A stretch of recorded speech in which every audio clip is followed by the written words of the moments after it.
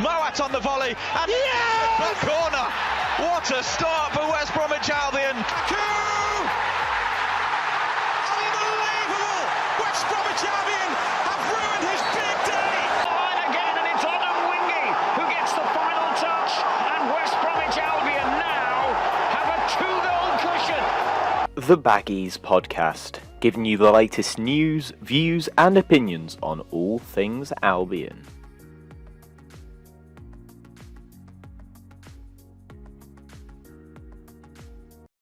Hello and welcome back to the Baggies Podcast, where of course we're giving you all the latest news, views and opinions on all things Albion. Today we're back for another match reaction episode, chatting today about the two games this week. First, a win against Hull City and another, a 1-1 draw against Middlesbrough at the weekend. We'll also be getting some opposition reaction as Matt from the Hull and Back podcast gives us his thoughts, along with Jonny from the Boro Breakdown podcast, who'll give his thoughts, of course, on the sacking or departure of Neil Warnock, rather, in this episode as well. But for today's episode, we're joined by a very special guest. It's Tom, making his second appearance on the show from the Baggies Bulletin Instagram page. Tom, how are you? Welcome to the show. Yeah, I'm good. Thanks, buddy. Thank you very much for having me back on again. Thoroughly enjoyed it last time. So yeah, glad to be back on again, mate. Absolutely. A pleasure to have you back. But Tom, it's your second appearance on the show, of course. But for those who aren't aware of your page, what sort of stuff do you do over on Baggies Bulletin? Yeah, so currently I'm just on Instagram at the moment, like you said, Baggies Bulletin, and it's a bit of everything really, guys. A bit of a match preview, and I'd like to try and do as many videos as I can, giving my take on the upcoming matches, and a bit of a post-match thoughts video afterwards. And I try to keep up to date with the Albion news and whatnot, but it's more of a fans take kind of page, and I like to give my opinions and strike up debates among the Albion fans. So yeah, that's about it, mate. Yeah, fantastic. So obviously, Tom, your Baggies Bulletin page is in the link in the description. So if you guys want to go and check out that, Tom's page does some fantastic content. As he mentioned, there's some great videos pre-match and post-match as well, giving take on different thoughts around the club. So go and drop that a little follow in the description. There'll be a link to that. But Tom, last time you were on the show, it was post Millwall, I think, the 1-1 draw, where things were beginning to sort of, I don't know, teeter out from a really good start to the season. But yeah, see, we beat Hull in midweek, and it felt a little bit like it was a bit of an uneasy one, really, even though it was a win in the end. Starting off with sort of pre-match, what were your thoughts going into the game? Because obviously we just lost to Fulham. It was a pretty damning loss for us, really, a 3-0 loss at Craven Cottage. What were you thinking going into the Hull game? Yeah, I was quite confident, to be honest, going into the Hull game. I know we'd lost 3-0 against Fulham the game beforehand, but I did feel like we'd played quite well in spells in that game. Fulham were the deserved winners, most definitely. But yeah, I felt like we did play well in spells. And yeah, going into that Hull game, I was confident of us getting the 3 points, but scoring a few goals and playing some decent football as well. So yeah, I was feeling optimistic going into the game.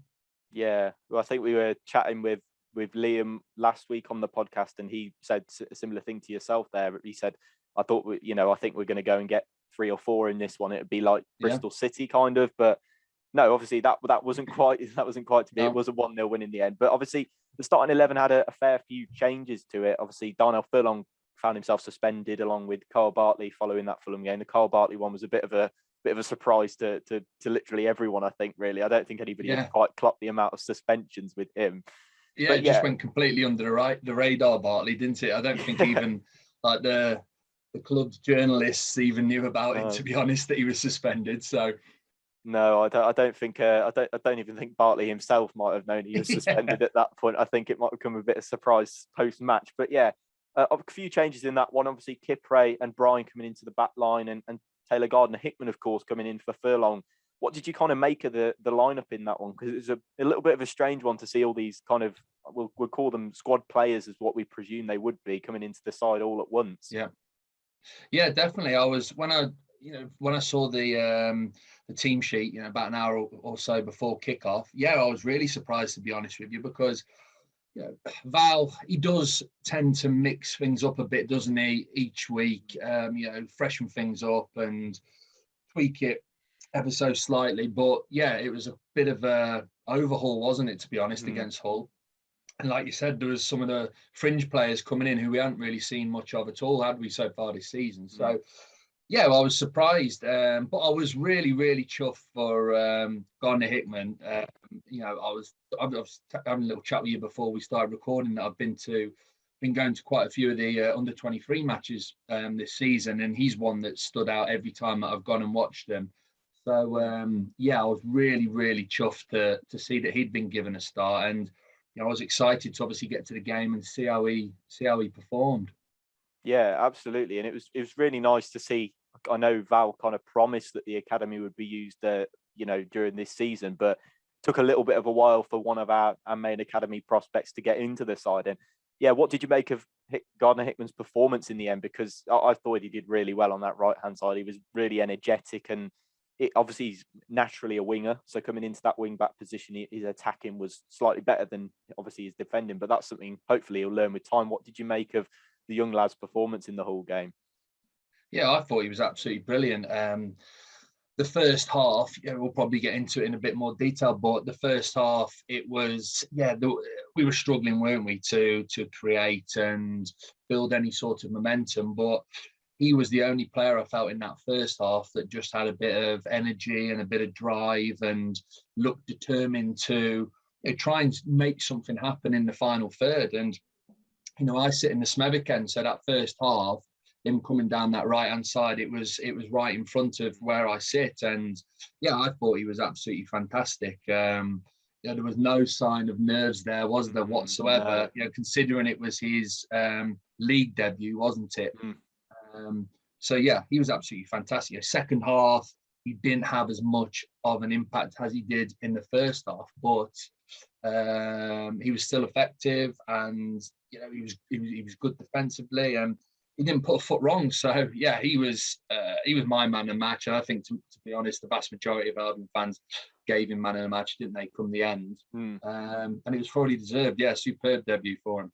Yeah, man of the match had to be given to him, to be honest. He was just, so energetic. It was really great to see, really. He was kind of driving us forward. And for a young lad, you know, I think he's 19 years of age, you know, to be driving a championship side with so many experienced players forward, it's a little bit worrying that he was the one driving us forward, but we'll take it every day of the week. Obviously a 1-0 win, but there were disgruntled murmurs, I'll say, again, following the performance from Albion. What did you make of kind of the overall performance from the side?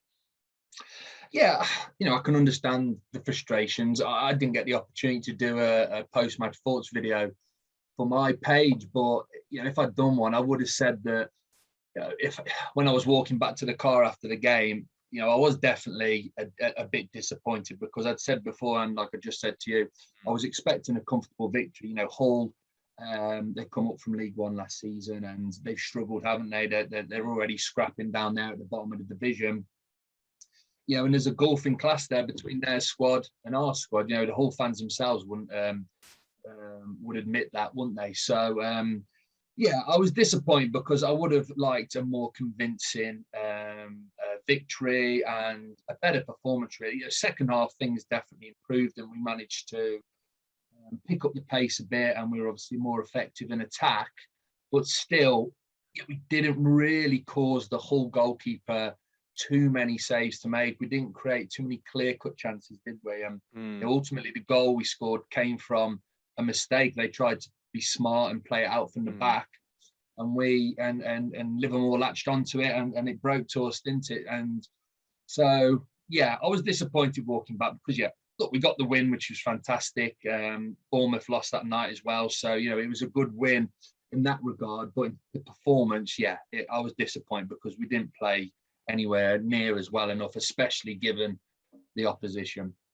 Yeah, it's tricky to kind of criticize, because, you know, if you're a manager, you look at that and you go, yeah, we were rubbish, but we got the 3 points in the end. And, you know, most great managers will have terrible games, you know, throughout the season, but just feels like that sort of performance has been cooking over a large period of time, really. And kind of at some point, especially at the Hawthorns, where we're unbeaten at the moment, it's gonna go the wrong way for us, really. Obviously, Grant's got us out of jail. I think he scored half of his goals have been winners for us at the Hawthorns. Yeah. So yeah, it feels like at some point it's going to come to an end. Do you feel sort of that's going to happen at some point?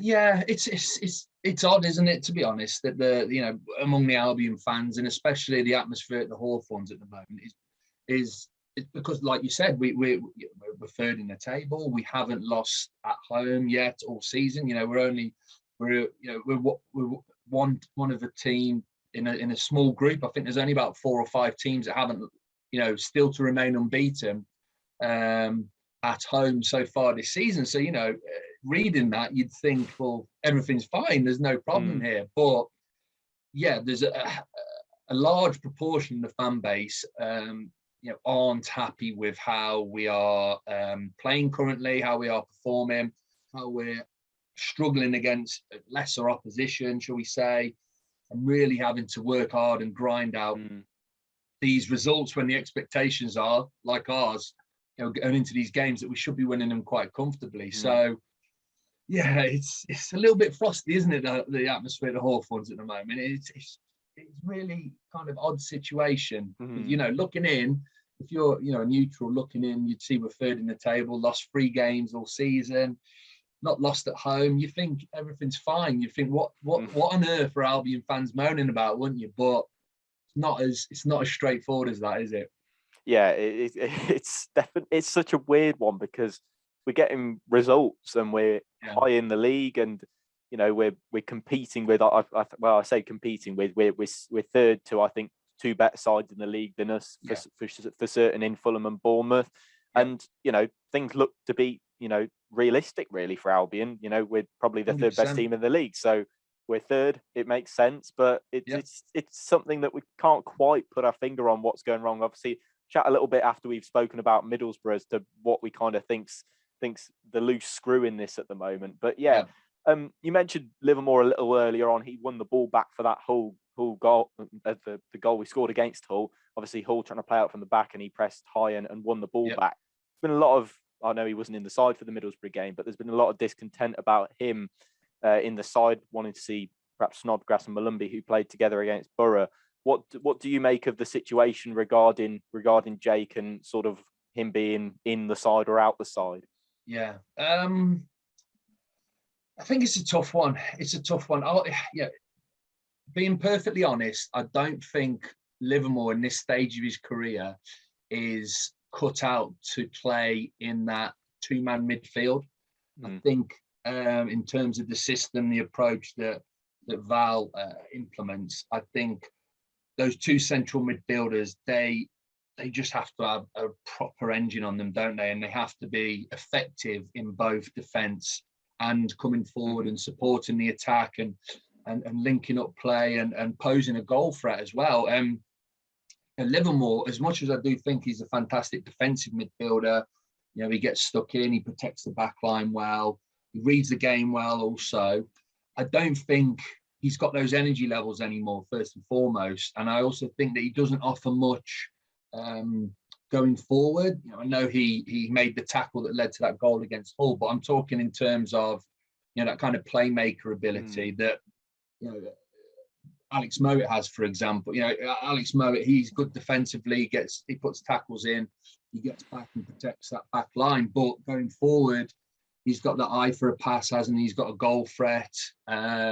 He's a complete package almost in terms of a central midfielder, isn't he? I just don't think Livermore is that anymore. He probably was, going back 3-4 years when he was in his prime. But yeah, like I said, I've got a lot of respect for Livermore. He's been at the club for a long time, and I do feel like some of the stick he's been getting from the Albion fans is disrespectful because they forget what he has done for the club, how long he's played for us, how many appearances he's made, etc. But yeah, personally, I think he struggles in that 2 central midfielder role currently. So yeah, that's my take. Yeah, I'm 100% in agreement with you there. I just like in that 2-man midfield, you have to be a complete package, really, as you said there. You have to be able to defend, you have to be able to go forward, you have to be able to pass, you have to be able to score, really. Has to be able to do it all. And with Livermore, I agree with the fans, it's kind of a bit disrespectful, the complete disregard they've had for just him as an individual. He's been captained us to promotion last time out, and I just find it really hard to sort of criticise him, because I can see he's giving 100% every game. It's so hard to say, you know what, Jake, you're not quite cut out for this, because we know that he obviously cares for the club a lot, and we know that he's given a lot for the club, and he's of course giving 100%, and he's not afraid to get stuck in, but he's just kind of become a bit limited really at this stage in his career, and it's a shame to see really. And obviously if he's going to play that 3-4-3 with the two in midfield, which it looks that he's probably never going to change, it's Livermore probably isn't your guy really, although he is the captain, and it's kind of hard to watch really, because we've got a lot of respect for him. And it's just a shame to see some Albion fans sort of just disregarding the things that he's done for the club, which is a real shame. But we'll head over now to Matt from the Hull and Back podcast. Obviously Jake Livermore, a former Hull player, but obviously Hull will be a bit disappointed after their defeat at Albion. They do have a bit of a go towards the end of the game, but let's go and hear from Matt from the Hull and Back podcast. Me and Tom will be back after the break to chat a little bit about the 1-1 draw with Middlesbrough. Over to you, Matt. Hi everyone, Matt Lilly from the Hull and Back podcast. Thanks for having me on the Baggies Podcast. Being asked to give you a little bit of insight or my thoughts on the game in general. So leading up to the game, it's a tough one. We wasn't expecting to win the game. We was coming into the game expecting to just get what we can out of it. And I think we did it. We did exactly that. We wanted to keep the scoreline amicable. In hindsight, we don't concede the way we did, but it's only a 1-0 loss against a team that a 1-0 loss away from home against a team that that should be pushing for automatic promotion. So with us having the lowest budget in the league and coming up from League One, I don't see it as a bad result. That was my thoughts going into it. Lineup, I'd have probably changed it a little bit different in the aspect of I probably wouldn't have started with Callum Elder. His recent performances haven't been the best. He is our only fit left back, so I'd have probably changed him out for Josh Manuel, who started their first game of the season in our 4-1 victory away from home at Preston. So that would have probably been a more likely set for me. Give the guy a rest, hopefully he can find a bit of form again. On the flip side of that, Josh Manuel brings something different in the aspect he's right-footed on the left, and it makes him a little bit more difficult to defend, considering how high up the pitch we play our fullbacks.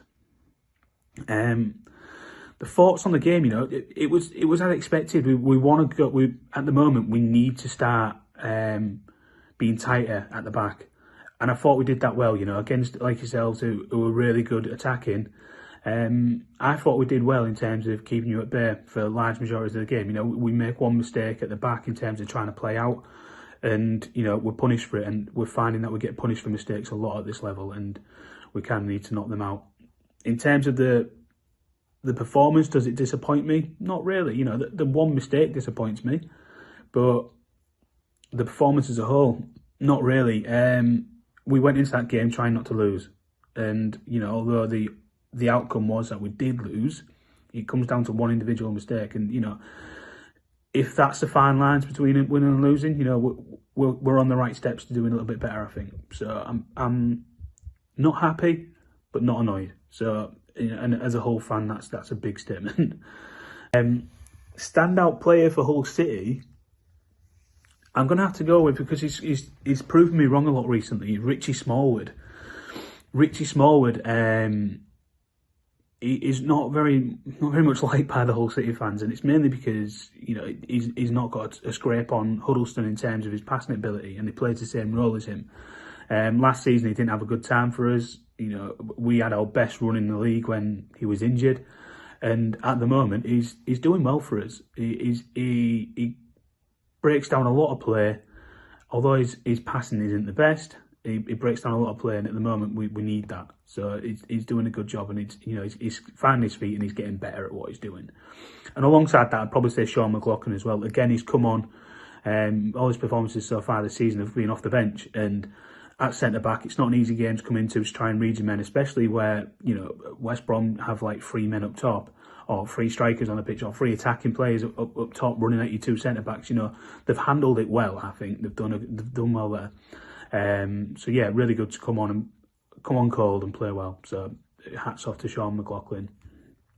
Standout for West Brom, You'll agree with me, it was a bit of a boring game. So I think I'm going to have to go with Matt Clark at the back. Matt Clark was assured, nothing really fazed him, nothing really beat him, and any aerial duels or any one-on-one battles, he won them all.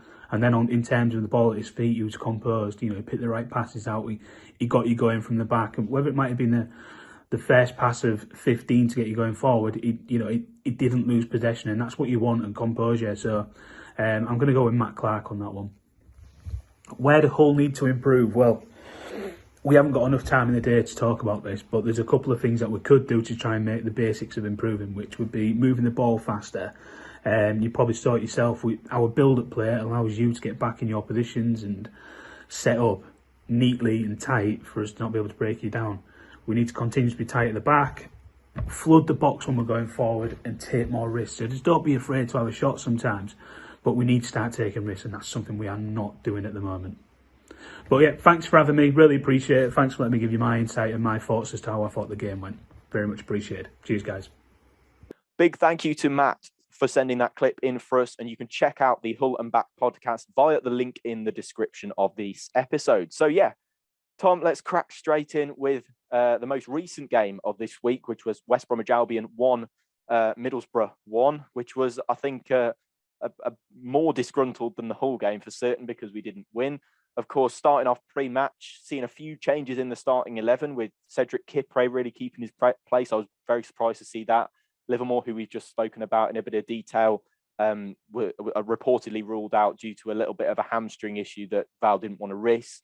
And then Furlong returned into the side, and Malumbi and Grady Diangana. So quite a few changes in there. What did you make of that sort of that big change to the lineup? Yeah, again, I was completely surprised. I always do a bit of a predicted lineup where I try and guess as to what Valérien Ismaël, what team he's going to pick. And yeah, the team I picked was so wrong. It was ridiculous how wrong I got it. But I was definitely surprised by the starting lineup. I was glad to see Kipre retain his place, because I thought he'd done enough in the game against Hull to keep his spot. And he's obviously been brought in to replace Jai, who I do feel has been a bit hit and miss, a bit temperamental of late. So yeah, I was glad that he'd kept Kipre in there. I was disappointed to see Gardner Hickman lose his spot. We obviously talked about him, the game he had against Hull. Furlong's obviously an established first team player. He's an important player, isn't he, for the team, especially with those dangerous long throws that he provides. But I was a bit disappointed, because I thought Gardner Hickman was fantastic, and I thought he deserved to have another start. There was a few. Yeah, obviously we didn't know about Livermore, so that was a surprise. But yeah, it turned out that he had a bit of a knock, a bit of a tight hamstring. Like I said, we're constantly second guessing, aren't we, as fans, as to what Ismail's going to do at this moment in time. He seemed to have a set, almost like a set 11 at the start of the season, and then he made substitutions throughout the course of the game when legs were starting to get tired. But at this moment in time, lots of chopping and changing, isn't there? And it's almost impossible to try and guess what team he's going to go with at the moment.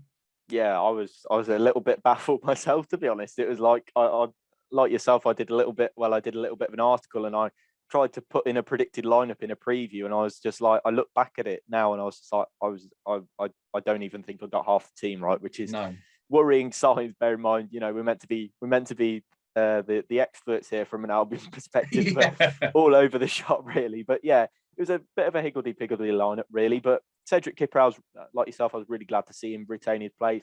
It was nice to see Malumbi in there, because I think he was a little hard done by to be left out against Fulham. But I suppose Jake's the captain, as we've said. But yeah, and Val seems to think he deserves to start every game. But I thought it was harsh on Malumbi to be dropped for that game. So it's nice to see him back in the side. And Diangana, I'm obviously great to see him score, but I'm still hoping that he can sort of rekindle that form. But yeah, Tom, what were your sort of overall thoughts on that on the game? Obviously, starting out with a sort of goal that was a bit of a mess from an Albion perspective. Yeah, it was. was very similar to the Hull game. The first half was, other than the fact that obviously Middlesbrough managed to get a goal and go into half time 1-0 up. It was probably a better pace to the game than the Hull match earlier on in the week, but there wasn't much quality on show, was there? No. But the ball spent a lot of the time in the air, and to be fair to ourselves, we were trying to play football, but again, we were just lacking that threat in the final third, that kind of link-up play between our forwards in the midfield. It was just non-existent, really, and there was lots of misplaced passes, wasn't there? And lots of balls going out, and the mistake, the goal, has ultimately come from a mistake, wasn't it? I think it was Townsend who misplaced the pass. He should have just cleared it, really. And I think the tackle went in, I think, and it's broke Carney to their striker, but fair play to him. He's absolutely lashed it in, and I think he's a young lad for them as well. I think he's some, I can't remember the lad's name, but he's homegrown talent, 18-year-old lad. So, he was obviously buzzing. He comes sliding right in front of where I was sitting as well, where all the Middlesbrough players were celebrating. That was good. But it was a disappointing first half. And then again, much like the whole game, we were playing better in the second half. It was obviously had a word of him at half time. He's made a few changes, and we have performed better in the second half. And ultimately we've got the goal. It was a good strike from Dean Garner. Fortuitous in that it was a free kick, wasn't it, which Hull have cleared. I think Bartley was contesting. The Hull defender's got his head to it, and it's fallen kindly to Dean Garner. Yep, he's put it away. Good strike. I'm happy for him. Hopefully that builds some confidence for him. But after that, there was lots of huff and puff, wasn't there? And plenty of effort from the players. But again, just seriously lacking that kind of quality up top, and that there just seems to be a bit of a void. There's no real relationship between those forwards at the moment, and we're struggling to hurt teams, I feel. There was a bit of pressure applied on Middlesbrough, but I don't feel like they were probably expecting more from us themselves. I think they probably left the field thinking, well, that wasn't as bad as we thought it was potentially going to be. So I was disappointed. I was confident. Even after the Hull performance, I thought that Middlesbrough would likely come at us more than Hull did, which I do feel like they did. They were a bit more adventurous in attack than Hull, and that would perhaps suit us. So I was confident we could get the win, but ultimately it didn't happen. And again, disappointed as I headed back to the car afterwards. Yeah, I mean, it was just a frustrating one, really. Again, I thought Middlesbrough did a really good job on the wing backs, really, with Reach. I think Reach just, I think he kind of went a little bit missing, and kind of the same with Furlong. I think they both just kind of got pinned in by Middlesbrough, who kind of matched our system in this particular game. But the front three, for me, is just like I can't quite compute what's going on. It's just sort of a bit all over the shop, really. So I thought I was a bit disgruntled by the front three. I thought Robinson obviously came off at half time. I just can't get my head around what he's kind of doing up front. I don't think he's the natural number 9 that we need. I think he's definitely more of an out wide player. But then if you take him out of that striking position, you're left with Hugill. So the options aren't great. But I don't think the chopping and changing of the front three is helping, massively, because you want to build that connection. As you said, there's no connection with them, and by playing a consistent front three, you want to build that connection between them, and there just doesn't seem like there's one at the moment. But Tom, going into that sort of performance, but it was really frustrating, of course, but we just couldn't find a way around Middlesbrough. Obviously, Josh Coburn got the early goal, but it was kind of, you said there, we never really huffed and puffed, and that was kind of the case, wasn't it? Yeah, I think you're absolutely spot on with what you've just said there. The biggest concern for me at this moment in time is our attack. I think defensively we look pretty sound, don't we? I think teams aren't creating many chances against us. We've got some good defenders. We've got a good goalkeeper. Defensively, I think we look absolutely fine. It's just going forward where I feel the problem is currently. And like you said, it's just, on paper, we've got some good players for this level, most definitely. But I think they're struggling with Val's system and his approach. And like you said, you make a really good point in terms of the constant chopping and changing every week. I definitely feel like that is, having a negative effect, and it isn't allowing them to kind of form a relationship, get to know how each other played, and link up, etc. It's just, considering who we've got, the players we've got within our ranks, we should be doing a lot better in attack. But for whatever reason, it's just not happening at the moment. And it's quite easy for teams to defend against us, it seems, and these aren't the better teams in the division. Hull are down at the bottom. Middlesbrough probably they've obviously brought in Chris Wilder, and things could potentially change for them. But, under Warnock at that moment in time, you'd say they're probably a mid-table championship team, wouldn't you? So, big concerns in regards to our attack. I agree with everything you just said there. Yeah, and we'll get into a little bit just towards the end of the episode of exactly putting a finger on what's kind of going wrong and where we can kind of fix things and go from here. Obviously, it's not a complete meltdown, but it's concerning that we kind of got away with 3 points at Hull, and then it kind of didn't work that same way against Middlesbrough. But before me and Tom get into that, let's go and hear the thoughts of Jonny from the Boro Breakdown podcast, not just about the game, but about the departure of manager Neil Warnock, and of course the appointment of Chris Wilder, who Tom mentioned there came in, obviously a candidate for the Albion job at the start of the season, but opting to go for Middlesbrough mid-season to replace Neil Warnock. Over to you, Jonny. Hello guys, Jonny from the Boro Breakdown podcast. I'm here to give a Boro perspective on yesterday's 1-1 draw with West Bromwich Albion at the Hawthorns. So, after our defeat to Luton midweek, you can argue that the majority of our fan base feared the worst for Saturday's game, and rightly so given our current form. We haven't beat anyone in the top half, West Brom being third in the table and being unbeaten at home.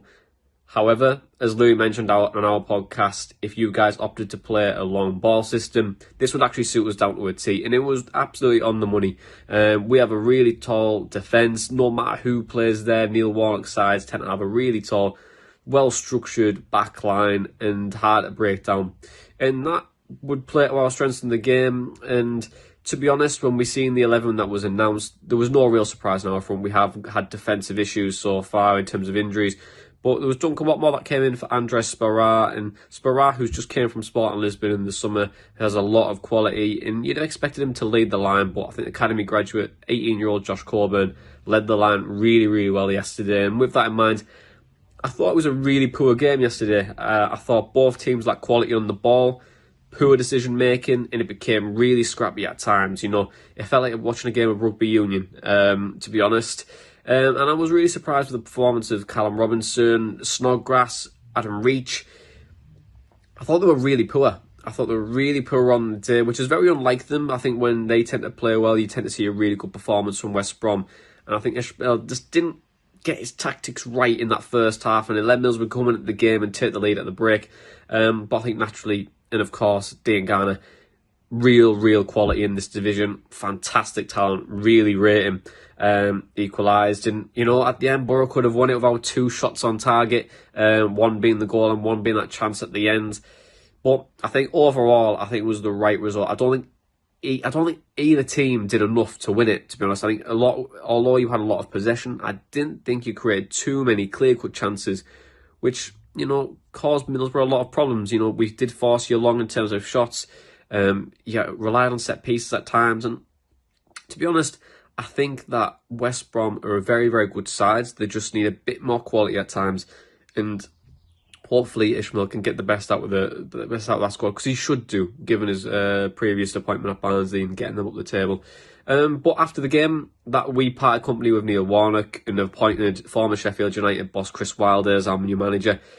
I firmly believe that Warnock took us as far as he probably could, and a new direction was needed. His contract was up in the summer. He's 72, had over 1,603 games in management, and we did back him quite a lot, but we were looking to plan for the future. And Middlesbrough hired a head of football in Kieran Scott this season, formerly of Norwich City, and we're heading for a new direction. We're bringing in players for the future, bringing in players that we can sell for profit, bringing in players that give Middlesbrough an identity on and off the pitch.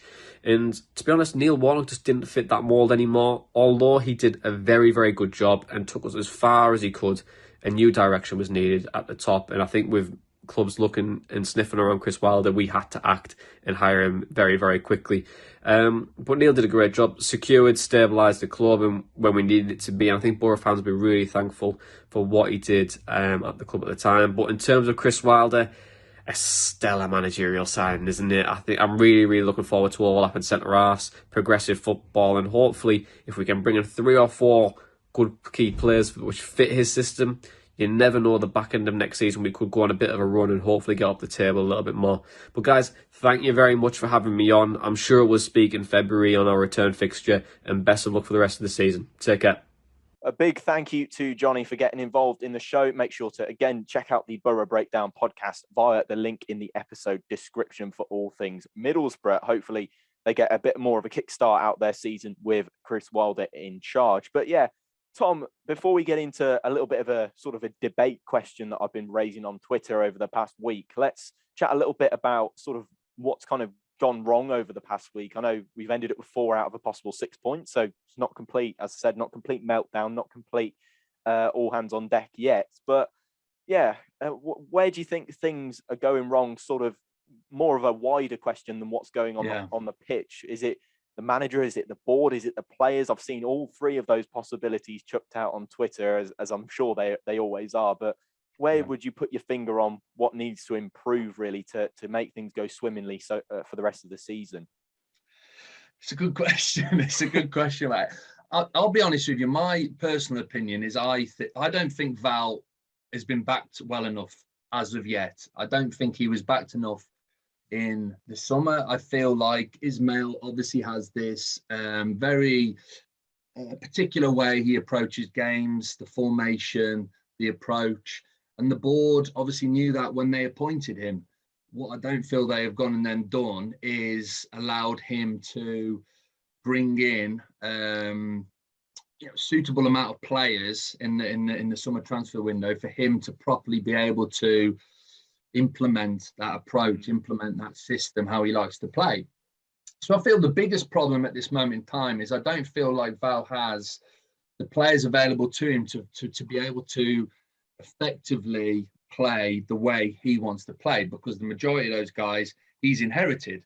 And I think ultimately that's my personal opinion anyway. That's what I think the main issue is here, in that we were talking about the front, the attack earlier on, and I personally feel like the main issue there is that I feel the majority of our attacking players, our forwards, they just don't fit the bill in terms of what Ismail wants out of his attacking players. They're good players on paper. They've undoubtedly got ability. I just don't think they fit with how he wants to play football. And I think that's what the big issue is. And this is why I think some of the criticism aimed at Ismail, and there's even been a proportion of our fan base calling for him to be sacked, which I find it absolutely crazy, but that's just my opinion. But yeah, I think it's unfair because I don't think he's been backed truly, and I don't think he can be fully judged until he's got a team of players who he's brought in himself, who play the way he likes to play. I don't think until we've reached that point in time can we then truly judge him, because he's working with what he's got. He's working with one hand tied behind his back almost. That's my opinion. I feel that some of the criticism is definitely warranted. We touched on it earlier. I think he's swapping and changing a bit too much from one week to the next. He's definitely got his favourites who he perseveres with, regardless of how well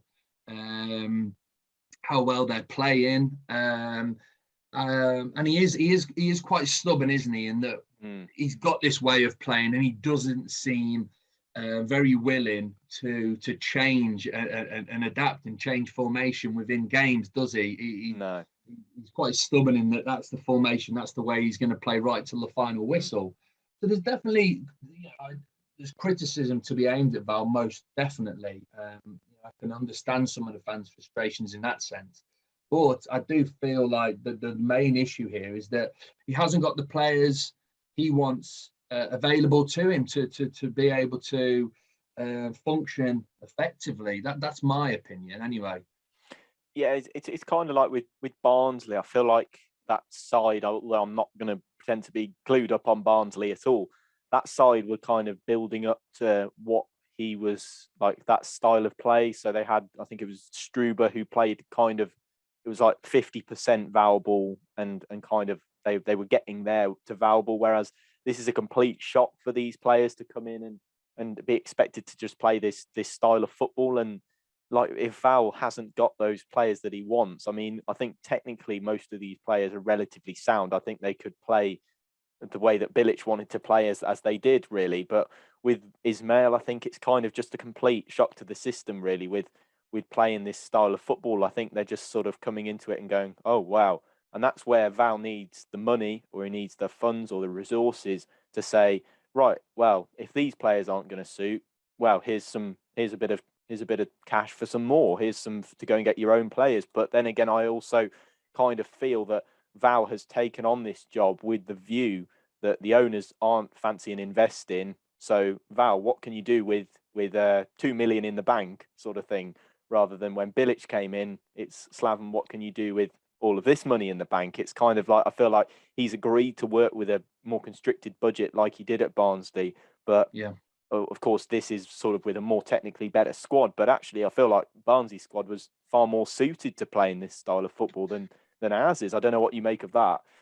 No, I think you're absolutely spot on again, mate. You're right, because when we were getting linked with Val and it looked like he was going to be eventually our new head coach, I was looking into a bit more detail as to what he'd done at Barnsley. And I remember reading somewhere that Barnsley have they brought in a new technical director, and he put this plan in place where what you touched on, they bring in head coaches who all have a very similar approach, a very similar philosophy, similar formation. So when that new, because there's quite a fast turnaround in terms of head coaches coming through the club, because they get snapped up by bigger teams such as ourselves. They have this plan in place that they have them lined up almost, so the next person who comes in should be able to fit in quickly because they play in a similar way. And that's what happened, like you said, with Struber beforehand and Ismail coming in. So I think you make a great point there, and it was probably easier for him with that set of Barnsley players because they were suited to his formation, his approach, his style. But then you make another good point in that, well, Ismail knew that we played football differently under Bilic and then under Allardyce. Those two in themselves are very contrasting styles. So, the players have gone from Bilic to Allardyce, one extreme to another. He was obviously confident in his ability to come in and be able to work with the players and get them to adapt to the way he wants to play. But it looks like it's harder than maybe he first thought it was going to be. And from the performances that we've seen so far, I definitely think that's the case, that it's proving a bit more difficult for him to get these players to adapt. Yes, they're technically better players than he had available to him at Barnsley. But in regards to those particular roles and how they have to play under his setup, a lot of them have never played like that before, have they? So it's starting from scratch. So, yeah, I agree with all of that. It's a combination of those things, most definitely. Yeah, and it's kind of another point that I was thinking of whilst you were saying that, is that, Val, he kind of like, he wants to play this style of football, and, Barnsley were building up to it, as we've said there. They kind of have that selection in process where they just have them sort of lined up. As soon as one gets snapped up, let's bring another one in who plays the same way so we can keep achieving. But with us, we do the complete opposite. We kind of, when we go, we were playing, once upon a time we were playing Pulis ball, and then all of a sudden it was playing. The next season it was playing with Darren Moore, where we're playing quite heavily out from the back with the same players or similar players. Then the season after that, we were playing with Slaven Bilic, which was more playing out from the back, and then we were back up, and then Bilic got sacked with Big Sam ball again, and then we're back down again, and now we're playing Ismail ball. It's kind of just the complete opposite of what you've just said there about Barnsley. We're just sort of just going from style to style to style, but the personnel isn't changing massively. It's kind of sort of trying to fit these square pegs in these round holes of a system that perhaps, they were obviously very suited to Slaven Bilic's football for most of this season, but are they really suited to that, to Val ball? It doesn't seem like some of them are. I think obviously there's quite a few in there that really suit it. Alex Mowatt obviously is going to suit it from playing for Barnsley, but I just feel like they're kind of just being asked to shift from style to style each year, and without a clear sort of vision in place, there's always going to be this issue where we keep chopping and changing styles, but keeping the players really. But unless we give someone some time, some genuine period of time to have a few transfer windows, so they're able to bring players in that they want and get rid of the players that aren't going to be able to fit their system, and give them a period of time to be able to fully implement that philosophy, that way they want to play football. And this, that it seemed like this was the case when they brought in Ismail, because he obviously signed a 4-year deal, and it was something I was happy about, because you've hit the nail on the head. It's constant chopping of changing of managers. We haven't even been, when we've been getting rid of these guys and bringing someone else in, like you said, it hasn't even been people who play a similar style of football. It's been polar opposites in terms of how these guys play football as well. So this is the other thing I'm trying to say to the fans that are a bit disgruntled at this moment in time, and even those that are calling for Val to be sacked. Look, taking that approach hasn't worked for us for some time now. Let's just give this guy some time, at least give him a bit more time to bring some players in, and at least till the end of the season, see where we are and reevaluate at the end of the season.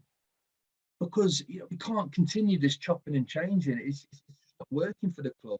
Let's give Val a period of time to bring his own players in, let him get across his approach, the formation, the philosophies, because it is very particular, isn't it? It's very specific. And then once we're at that point, if it's still poor, if it's still, we're still underperforming in terms of the performances and the chances created, etc., then okay, that's a different conversation to have at that moment in time, isn't it? But I do think it's very rash.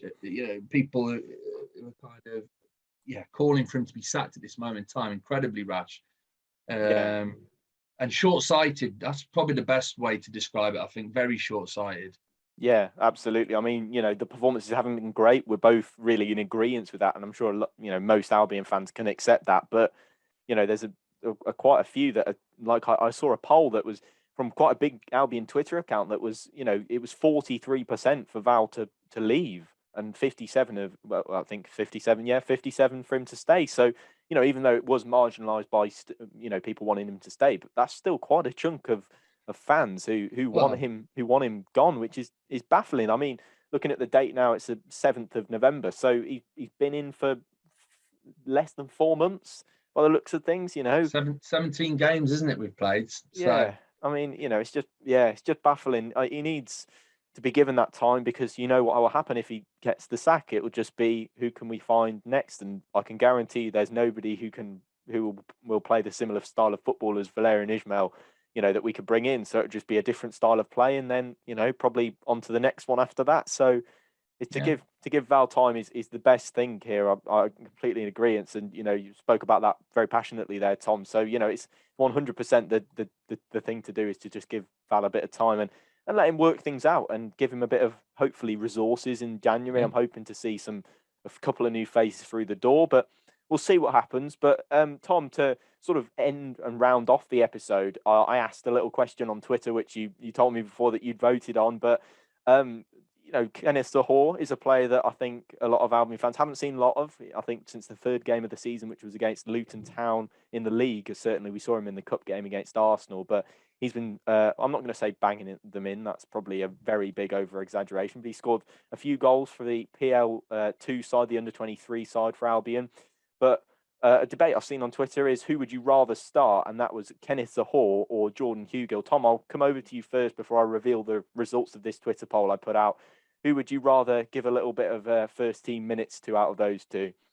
Yeah, so I voted for Jordan Hugill. So like I said to you at the start, I've been watching quite a bit of the under-23 Premier League 2 football this season, and I've seen plenty of Zohore as well this season. And yeah, we've just been obviously talking in detail about Val's approach and his tactics and what he wants from his players, and I can categorically say Zohore isn't it. He does not fit the bill in regards to what Ismail wants from his number 9.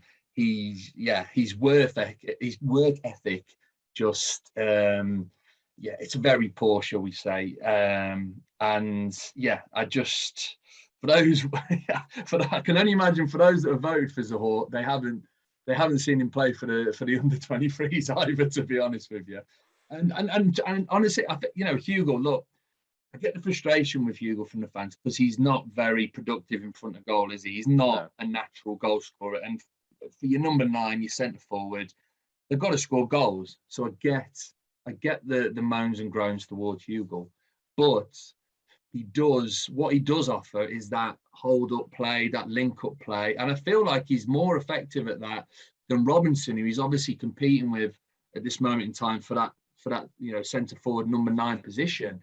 I think games of late, the games we talked about, both the Hull game and the Middlesbrough game, we've played much better when Hugo's come on, because he's better at that hold up, that link up play, those flick ons,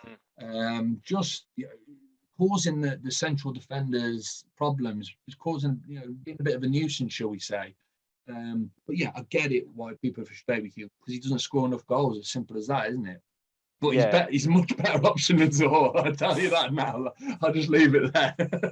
Well, concerningly, Tom, there were a few, I'll say over of a quarter of the voters were voting for Kenneth Zohore. So we had 26.7% voting for Kenneth Zohore and 73.3% voting for Jordan Hugill. So although it's an overwhelming victory for Jordan Hugill, there are still some people probably keeping themselves very quiet at this moment in time that are willing Kenneth Zohore back into the first team. I mean, it's a possibility. I guess he's kind of been sent to the dungeons of the under 23s to sort of build his way up. I suppose he could come back in, but I certainly can't see him replacing Hugill in the pecking order anytime soon. Can you, Tom?